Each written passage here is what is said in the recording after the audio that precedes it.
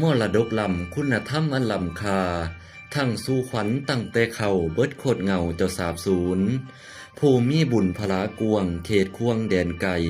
กะเบิดไปบ่มีสิ้นจากทินดินสยาม เจ้าผู้จบบุตรหน้าบ่มีธรรมสิสืบต่อบ่ได้ก่อสืบไว้เมืองบ้านสิเป่าแปนทุกท่านเคยสังเกตบ่ครับว่าเวลาภาคอีสานมีงานมงคลหรืองานบุญต่างๆเฮาสิมักได้ยินคำว่ามาเด้อขวัญเอ่ย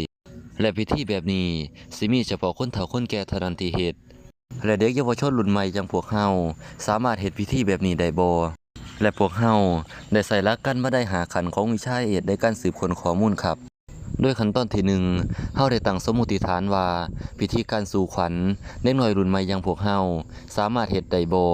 ขั้นตอนที่2สืบค้นความรู้เฮาได้สืบค้นถามปราชญ์ชาวบ้านโดยตรงครับสีสีสิทธิพระพรบวรเวนวิเศษอดิเรกติโชชัยมังคละมหาสิริมังคเลศสัตราเพศอาคมต้นตำรับก็คือคุณพ่อคำพาสุขสิริ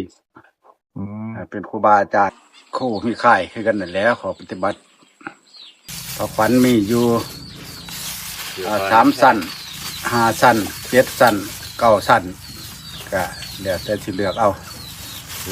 ขั้นตอนที่3สรุปองค์ความรู้โดยเฮานำองค์ความรู้ที่ได้มาจากปราชญ์ชาวบ้านหรือสื่อต่างๆนำมาสรุปครับขั้นตอนที่4สื่อสารและนำเสนอพวกเฮาได้นำองค์ความรู้เรื่องการสู่ขวัญมาสื่อสารและนำเสนอให้กับนักเรียนชั้นมัธยมศึกษาปีที่1และ6ในรายวิชา IELTS ครับโดยการสาธิตการสู่ขวัญและบรรยายให้ความรู้เรื่องการสู่ขวัญครับ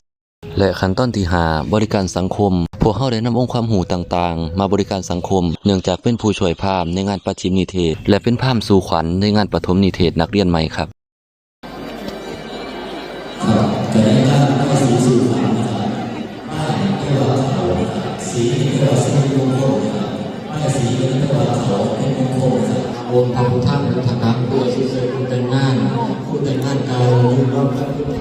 เก่ารอบแต่ผู้ดีเป็นเศรษฐีนั้นมีโมหันเพื่อที่จะเป็นคนหันไปเป็นผู้ด้วยเพื่อที่จะใจประสงค์สร้างกลางดงกว่าทงใจประสงค์ขี่คานกลางบ้านกว่าดงใจประสงค์แล้วเมืองแก้วกระดันหอดใจประสงค์ยอดแก้วในธรรมกะกลหาใจประสงค์น้ำหน้าว่าก็ร้อยลองใจประสงค์ตาฟังแก้วสิมาไก่ทอฝ่ามือ